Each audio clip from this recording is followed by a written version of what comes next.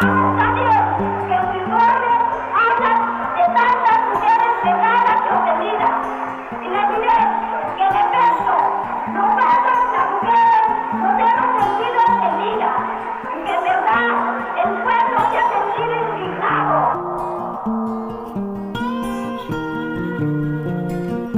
Las mujeres del 68. Pienso que la parte fisiológica, literalmente, del movimiento, la damos las mujeres en gran medida. La historia del movimiento estudiantil de 1968 ha estado contado por los compañeros, los líderes y los estudiantes. De ellas poco se sabe. Aunque el número de mujeres era menor debido al contexto social y político de la época, su papel fue fundamental. Las estudiantes, brigadistas, activistas, profesoras, trabajadoras, madres de presos y asesinados, se encargaron de mantener viva la columna vertebral del movimiento. Mi nombre es Adriana Corona, yo tenía 18 años en 1968, estudiaba en la preparatoria 6 nocturna y era representante de mi escuela ante el Consejo Nacional de Huelga. Yo soy Elena Marcia Gutiérrez Cárdenas, estaba en la Facultad de Odontología. Mi participación empieza 2 meses antes, pero no en el movimiento, sino en un movimiento de la misma escuela. Iban a correr un grupo de profesores que considerábamos que eran de buena calidad. De repente nos agarra como a las 2 semanas o a la semana y media el movimiento. Llegan compañeros de ciencias, hacen una asamblea y salgo como representante.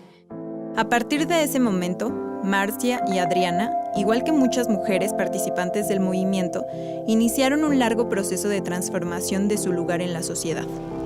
Se enfrentaron a un régimen autoritario y a una sociedad machista. Vivíamos en un país autoritario y con familia autoritaria. Las familias eran muy autoritarias. Era el papá que decía aquí, yo mando y tú obedeces, punto. Las mujeres se van a casar, ¿para qué vamos a invertir en su educación? Porque si calculas la cantidad de mujeres que había en la universidad, no estoy hablando del pueblo, estoy hablando de la universidad, 150,000 estudiantes de educación superior en el 67, y de allí 125,000 eran hombres y 25,000 eran mujeres. Entonces ya te das cuenta de la diferencia tan grande. Por ejemplo, mis 2 hermanas mayores, cuando mi madre decidió que entraran a la escuela, chiquitas, uno de mis tíos, que era un hombre muy viejo, dijo, ¿pero para qué si son mujeres? Porque además muchas mujeres decían, bueno, pues estudio mientras me caso. Era lo famoso. Y las mujeres, bueno, no tenían proyectos de vida, no decían, voy a ser antropóloga, voy a ser odontóloga y quiero ejercer, ¿no? No, ellas decían, pues me voy a casar y voy a tener mis hijos y ya no voy a estudiar. Cuando yo decidí estudiar, sí había una situación como, estudia una carrera más corta, porque soy la última, entonces ya no quieren tener más gastos. Yo sola fui a hacer mi examen y yo sola me inscribí. Y bueno, cuando yo estaba dentro de la universidad, porque yo hubiera deseado a mi madre más que fuera maestra de primaria, una cosa de estas. Las mujeres del 68 se reconocieron como personas políticas, capaces de transformar su realidad. Se encontraron como acreedoras de derechos, libertades e igualdad.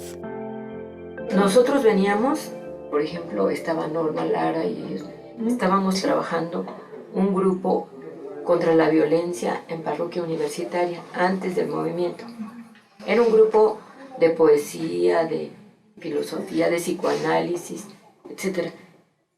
Y ahí estábamos discutiendo la violencia y obviamente el movimiento de Francia. Y por ejemplo, una de las características interesantes, me acuerdo, del movimiento francés, es que ellos empezaron, ¿verdad?, en André y estas cosas, peleando que por derecho a los cuartos mixtos, por derecho a la participación en la política. Este derecho al cuerpo, este derecho a la libertad, incluso empieza el movimiento francés con esto, ¿no? Ahora nosotros de alguna manera estábamos cuestionando incluso todo lo que es la iglesia y todas las cosas que te obligan. Tú no tienes como la conciencia social ni la conciencia histórica tan clara como en el movimiento. Entonces el movimiento te mete a eso. Hay una politización en todo el movimiento muy importante.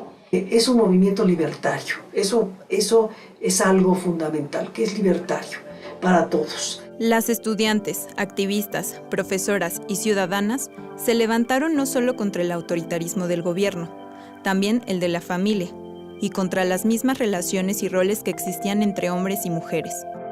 Paco Ignacio Taibo II bien lo escribió: ser mujer en el 68 no era mala cosa, era para miles de compañeras la oportunidad de ser igual. El 68 era previo al feminismo, era violentamente igualitario. Vas a tener una serie de mujeres un tanto sui generis que rompen y que quieren ser mujeres para sí mismas. Y aquí están, ¿no? Están las mujeres y participan de lleno. Hay quienes te cuentan de cómo las muchachas se disfrazaban de fiesta, vestido largo, tacones, para escaparse de su casa. Es que voy de fiesta, para escaparse de su casa, ¿sí? Otras podían hablar con sus padres, discutir, explicarles, ¿sí?, qué estaba sucediendo. Cuando hay un movimiento así, se trastoca todos los roles de género. Se trastoca porque entonces te permite, como por ejemplo la Revolución Mexicana o como por ejemplo estas cosas, te permiten hacer cosas que a lo mejor no hubieras creído que ibas a hacer, ¿sí? Y entonces, bueno, las mujeres, mira, de mi preparatoria, se subían a los camiones con la Constitución y explicaban, mujeres que no habían hablado nunca, chavitas de 16 a 18 años, ¿sí? Y tú las oías y decías, te daba un orgullo. Por ejemplo, en el Politécnico, Mirto quedó como representante porque era la única mujer en la Wilfrido Massieu. Y porque se impuso porque dijo, yo no voy a hacer café. Dependiendo de la composición, nosotros participábamos porque odontología sí teníamos como más o menos un 60% de hombres, pero ya éramos un porcentaje significativo de mujeres. Entonces había cierta congruencia en que yo quedara. Por ejemplo, sin embargo, la Tita queda en un mundo bastante de hombres. Y de periodistas. Era la representante de derecho. Dice ella, bueno, mira, desafortunadamente ella ya murió, pero hay una declaración muy, yo digo, es muy bonita porque, bueno, a pesar de cómo era la Tita, que era una mujer grandota, gorda, fuerte, ella ya venía del magisterio, de las luchas magisteriales, y no era muy política en el sentido de tener formación política, pero sí era una mujer muy participativa y mandona, y ordenaba callar y se callaban. Pese a que la cantidad de mujeres en la organización estudiantil era menor, ya que solo el 8% integraba el Consejo Nacional de Huelga, el papel de las mujeres en la columna vertebral del movimiento a través de las brigadas fue fundamental. Brigadas eran como la columna vertebral a través de la cual se organizó el movimiento. ¿Por qué? Porque número uno, había que romper el cerco informativo. Los periódicos no decían nada, o decían lo que les daba la gana o lo que ordenaba el gobierno, ¿sí? Y entonces, bueno, eso es por un lado, y por otro, teníamos que tener dinero porque lo que sí nos aceptaban los periódicos eran inserciones pagadas. Había que botear, ¿sí? Había que pintar camiones, que era parte de lo mismo, mandar en frases muy cortas nuestro pliego petitorio. Finalmente servían de informantes así, globales, como si fuera red social, pero andábamos en toda la ciudad. La brigada, como dice, tenía diferentes funciones, pero la más importante era la información. Hubo momentos en el consejo que nos pusimos metas. Yo me acuerdo la meta del 1,000,000 de volantes que sacó Raúl, y que la mayor parte se hicieron en el Poli, pero ya acá ya también estaban haciendo bastante, sí. Y se logró un volanteo. Pensamos proporcionalmente en lo que éramos mucho, éramos la tercera parte de la población actual, entonces sí era mucho menos, y sí teníamos la posibilidad de una difusión que nos proponíamos. Tenemos que sacar tantos volantes, tenemos que sacar tantas cosas. Tantas brigadas, tiene que amanecer pintada la ciudad. Y además, ya amanecía pintada. Esta parte de autogestión es en donde sí hay algunas brigadas que están ahí organizadas para tal y tal lugar, pero hay otras, sobre todo en mi escuela, que eran en la libre. Cada quien organizaba y se manifestaba como quería. Por ejemplo, yo nunca fui a hacer una pinta de un camión, pero sí existían esos. Claro. Pero la mayor parte eran como, yo por ejemplo, ir a los mítines relámpago me encantaba, ir a los mercados era una maravilla. Eso era una maravilla. La gente era sumamente generosa con nosotros, ¿eh? Yo empecé a decirles a las gentes, bueno, ¿por qué no tenemos un tipo de país en donde todos sus hijos puedan estudiar como yo? Y toda la gente se impresionaba de que nosotros ya estábamos terminando la carrera y andábamos en este lío. Entonces la gente nos preguntaba, ¿y usted, señorita, está estudiando? Sí, claro que sí, estoy en quinto de carrera. Ah, qué bien. Y nos daban fruta, nos daban comida, nos apoyaban. Y yo al mismo tiempo empezaba a hacerme conciencia, ya no de lo teórico, ¿no?, de lo que pasaría en el movimiento francés, sino de lo que estaba acá abajo, en el mundo cotidiano de México. La represión en contra de las y los estudiantes fue aumentando conforme avanzó la organización. Cuando los militares atacaron el casco de Santo Tomás, las mujeres decidieron quedarse para defender su escuela. Viene la toma del casco. De esto poco se ha hablado, porque allí la gente del Politécnico dice, a nuestras escuelas no van a entrar, vamos a oponer resistencia. Están los compañeros del ESIQUE, que son químicos y que saben hacer bombas. Ellos decían refrescos especiales, le decían que son una serie de, más allá de bomba molotov. Y le dicen a las mujeres, muchachas, váyanse porque aquí va a haber, es a todo, a sangre y fuego. Y vamos a defender la escuela hasta el final. Y las muchachas dicen, nos quedamos. Y nos quedamos porque es nuestra escuela y la vamos a defender. Y entonces viene toda la defensa del casco de Santo Tomás, que es efectivamente a sangre y fuego. Está la policía y más hacia la madrugada traen al ejército. Y el ejército sí, y ahí sí hay balazos, muertos, heridos, que muchas mujeres como que son del casco, enfermeras, ayudan a sacar a los heridos, los muertos. Defensa del casco es hasta que huyen, los que quedan huyen y toma el ejército el casco de Santo Tomás. Digo, bueno, ¿por qué? Porque ese es cómo va escalando estamos a 23 aquí de septiembre, y cómo va escalando la represión. El discurso del Estado en contra de las y los jóvenes y de la represión llegó a un punto en que los integrantes del Consejo Nacional de Huelga tuvieron que esconderse para no ser encarcelados o asesinados. Y ya estábamos perseguidos. Todo el consejo ya teníamos actas.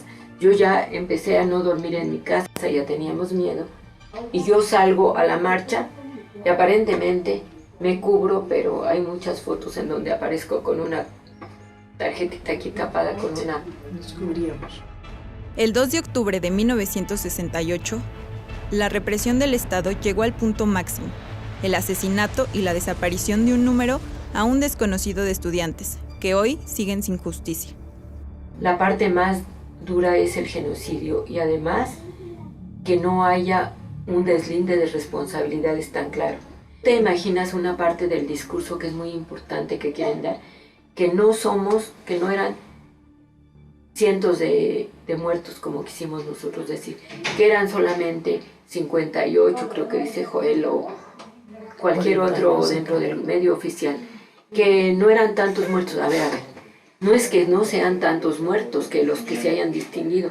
Primero, si tú ves las manifestaciones, estaban llenas de gente común y corriente, ya había obreros, ya había ferrocarrileros. ¿Dónde está toda esa gente? ¿Cuántas detenciones hubo? Hubo masas de detenciones, masas de heridos y también posiblemente masas de desaparecidos. Tuvimos una situación posterior muy grave en donde la gente no quería decir de sus muertos. Está el compañero de la Ezequiel que muere, va a Gamundi a su casa, comen con la familia, ni con eso han aceptado levantar la denuncia. Pero tú lo entiendes profundamente cuando ves que no hay un espacio de legalidad y de seguridad. Sí sabemos de gente que no quiso decir que mataron a su hijo, a su hermano, ¿no? Y en concreto sí estaba la novia de este amigo de Raúl. Matan a su hermano de 15 años el 2 de octubre y no le entregan el cadáver, el cuerpo, solamente que acepten una defunción, un acta de defunción en donde diga que murió por muerte natural. Y los padres, muertos de miedo, aceptan. ¿Cuánta gente joven se le privó de la vida? ¿Cuántas gentes no pudieron ya, no solamente no terminar sus estudios, no terminar su vida, no tener una expectativa, no poder haber construido otro tipo de país, no tener, o sea, realmente nos siguen haciendo falta? Hoy es políticamente correcto hablar de 68 y no se vale mientras el Estado no acepte la responsabilidad que tuvo en la masacre. Y no se vale que pongan con letras de oro en la Cámara o en donde quieran, nada, porque aquí hay una responsabilidad y mientras no abran los archivos completamente para los investigadores y para quien los quiera ver.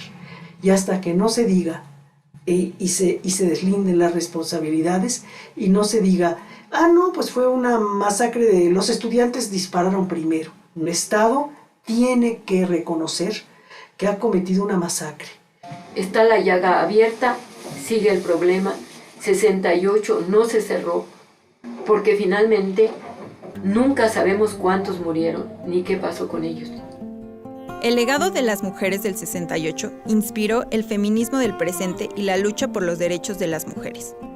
El año 2000 acá, ser joven es otra vez un delito, ser joven otra vez es ser narcos y además no hay oportunidades. Y eso es matarse a sí mismo un país, porque es matar a su juventud, a su futuro. Ellos son, como siempre, la esperanza vital en el sentido de que tú los ves y dices, sí, tenemos que construir todavía un país diferente. Urge en este momento es la organización, la protección a la organización, la protección al trabajo de los demás y el respeto de los demás. Y yo creo que las mujeres vamos a tener un papel importante y que hay mujeres que realmente tuvieron un papel muy importante en el movimiento.